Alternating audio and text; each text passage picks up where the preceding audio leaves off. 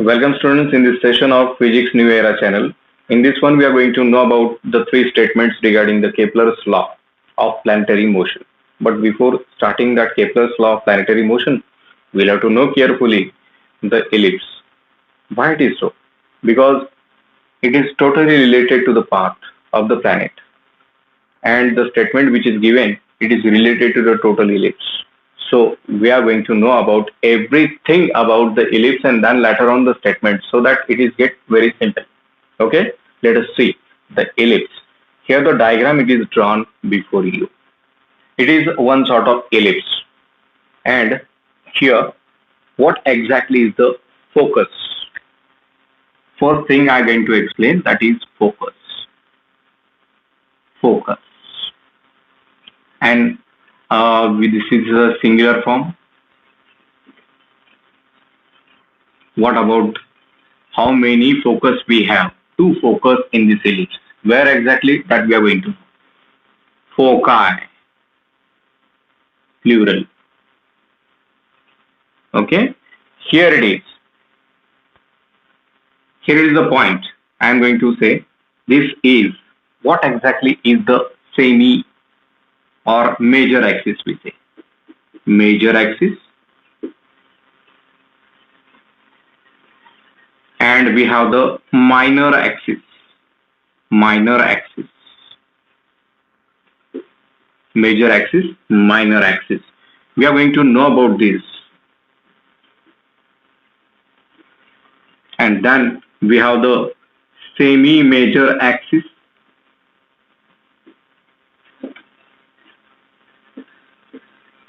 And we have the semi-minor axis. Semi-minor axis.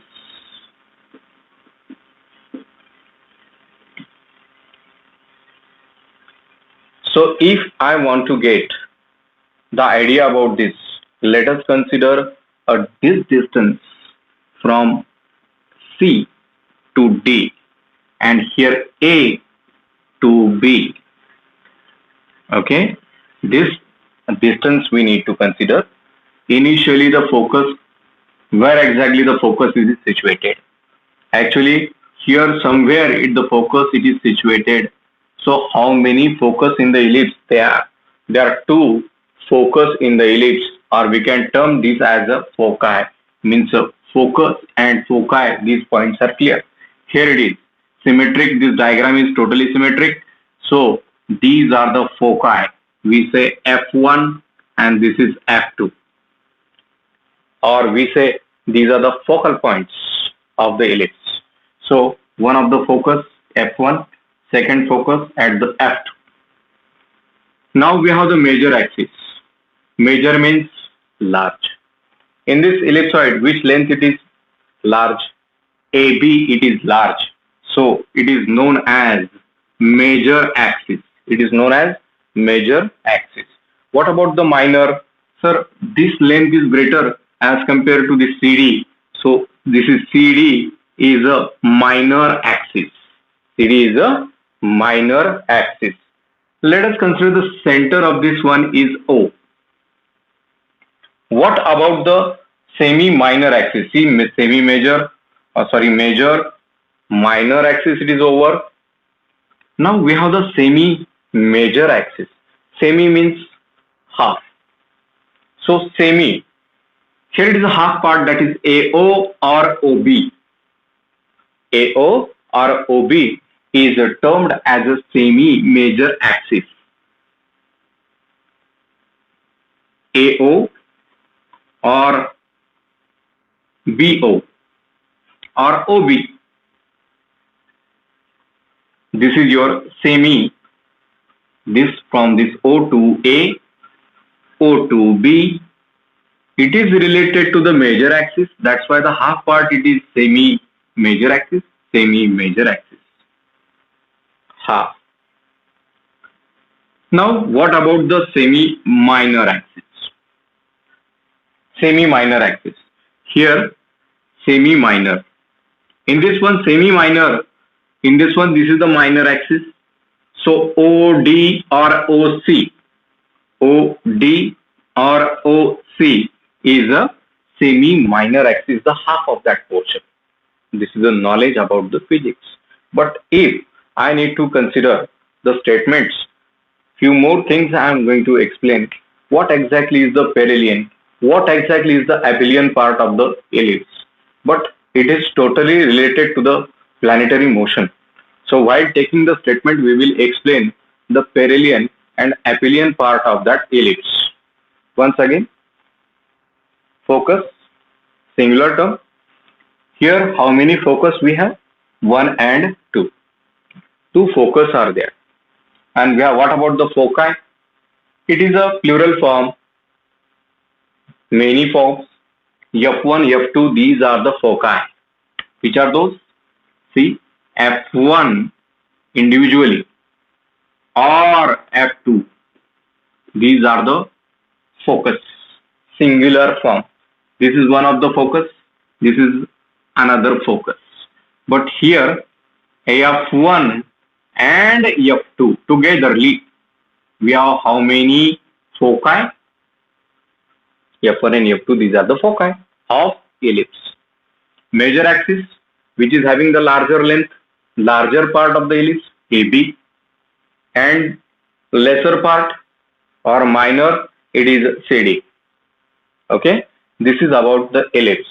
But how to get this focal length or this focal point? How to get that? If this length I need to consider as a and this length as a B. Once again, this length OB, which one it is? Length OB. Length OB means what? OB or BO means a semi-major axis. Semi-major axis. Length of OC, semi-minor axis. If it is so, then how to get this point F? F, one of that F we can calculate. Here I am going to calculate this. So how to get this point? That is very important. If it is given, then I can calculate one of that focal point, that is focal point square is equal to semi-major axis square minus semi-minor axis square. Let us take example. If B is equal to 3, what? 3. And what about this A? If A is equal to 5, then I am going to substitute this. So this is a 5 into 5. The square of 5 is 25 minus square of this 3 is 9. So it is 16. So F square is 16. F is equal to 4. So it is situated from the center at a distance is equal to 4. So we need to get it close. It is at 4. And what about this one? From this O to this point, it is also 4. This is your focal points. So how to get the focal point? We got, okay, in centimeter, we can term that is in centimeter, this is in centimeter. So the expected length is also in centimeter. Okay, this is about the foci, focal point, semi-major axis, semi-minor axis, major axis, minor axis. Now 3 laws. Okay, 3 laws. Which are those laws that we are going to know? Now actual law, it is there. This is the knowledgeable part up till this now. Now we have the laws.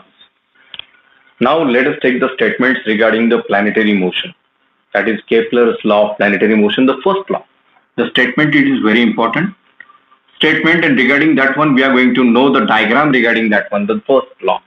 Or I am going to write here the first law of Kepler, and that is given by, it is related to the motion of planets around the sun. According to Kepler, the first statement I am going to give, very important. We'll have to remember this. So first statement it is all the planets. See, all the planets. We know number of planets we have in our solar system which are revolving around the sun, and all the planets just like a Mercury, Venus, Earth, Mars, Jupiter, Saturn, Uranus, Neptune, and also if it is neglected, that is Pluto also. So these are the planets which are revolving.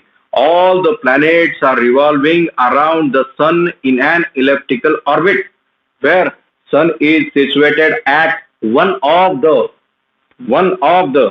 foci of ellipse.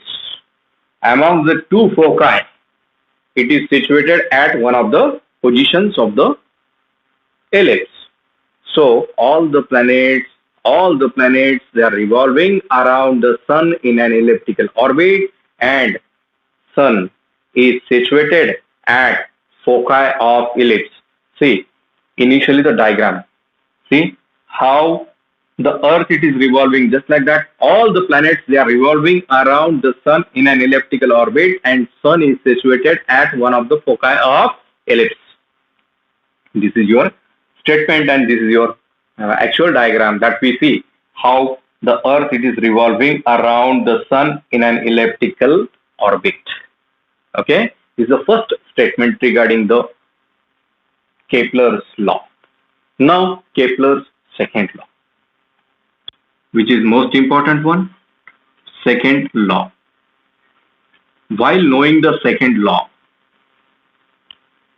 here once again see the same diagram. How we are going to see when planet, our earth, it is revolving around the sun. When it revolves, observe the speed, observe the velocity of planet around the sun. See, as it's closer to the sun, its velocity increases, and it goes away from the sun, its velocity decreases. See how? And it swept out some sort of area, which is shown with the darker lines, isn't it? So after getting that, we draw the conclusion, and that is nothing but your Kepler's second law. But before that one, see here it is. This is your ellipse. Let us consider the sun is situated at this position, just like this sun it is shown. Okay, this is your sun which is emitting one sort of light. This is luminescence over that one, and earth it is revolving. Here it is the earth. Let us consider small earth, very small as compared to the sun. If this is the earth which is revolving just like this in an elliptical orbit, now this part is known as perihelion, and this part is known as aphelion.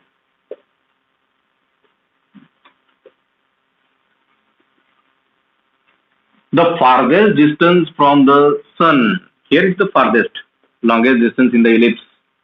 Okay, the farthest distance from the sun is aphelion, and the shortest distance from the sun part is known as a perihelion, and this point is known as a perigee, and this point is known as apogee.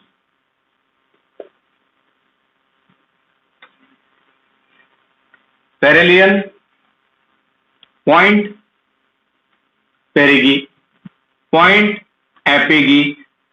The longest distance from the sun or the farthest distance from the sun is a aphelion, and the shortest distance from the sun is a perihelion.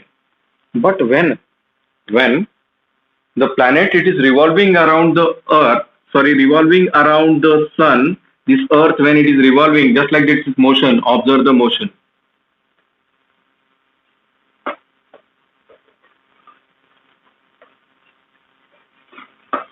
See what happens as is closer to the perigee or perihelion, its velocity increases. Its velocity increases. But as it goes towards the apogee, its velocity decreases. Increases, decreases, decreases, increases, goes on, decreases, just like this. And continuously this will goes on. Once again, see the diagram. In this diagram, see the first darker part. In one day, it covers that much of distance during the motion around the sun. And when it approaches towards the perihelion, it swept out once again some sort of area in one day. And observe the area 1 and 2. After observing the area, let us consider initially at the perihelion position. At the perihelion position, area is equal to A1. At the A1, okay, and at the aphelion position,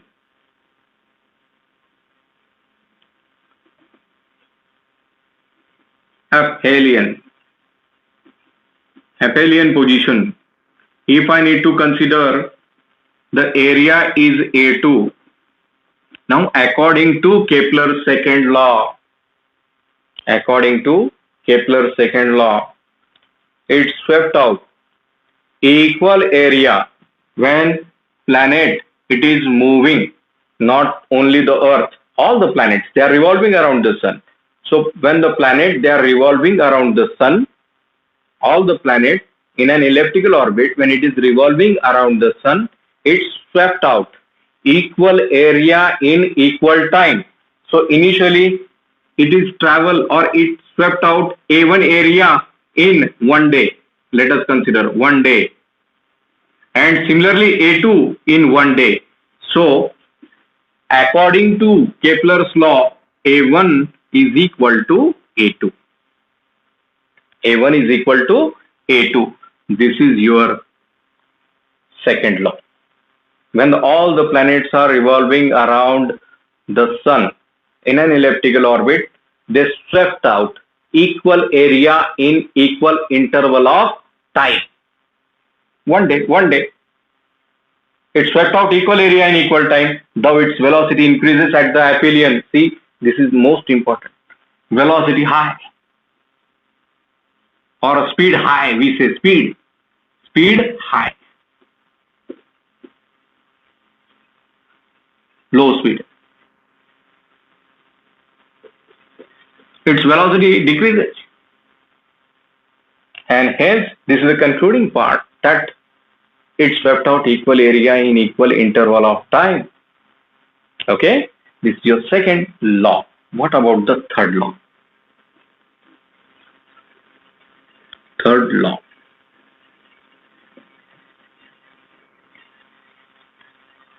If let us consider this distance, which is this distance, already we saw that distance is a semi-major. This is R, so this is also R. Okay. According to the third law, it is related to the time period of a revolution of planets around the sun. According to the Kepler's third law, the statement you will have to remember using this equation, that is T square is directly proportional to R cube. So now it is very simple to create the statement. Square of the time period, according to Kepler's law, when the planets they are revolving around the sun in an elliptical orbit, square of the time period is directly proportional to cube of semi-major axis. These are the statements regarding the Kepler's law.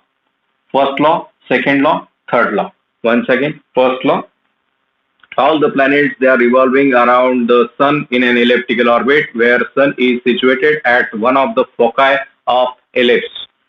Second law, when planets are revolving around the sun in an elliptical orbit, they swept out equal area in equal time or equal interval of time. Third law, when all the planets are revolving around the sun in an elliptical orbit, so square of their time periods We know the time period, time taken by any planet to complete one revolution from here to here. It is time t. So square of the time period is directly proportional to cube of cube of semi-major axis. Cube of semi-major axis. Thank you.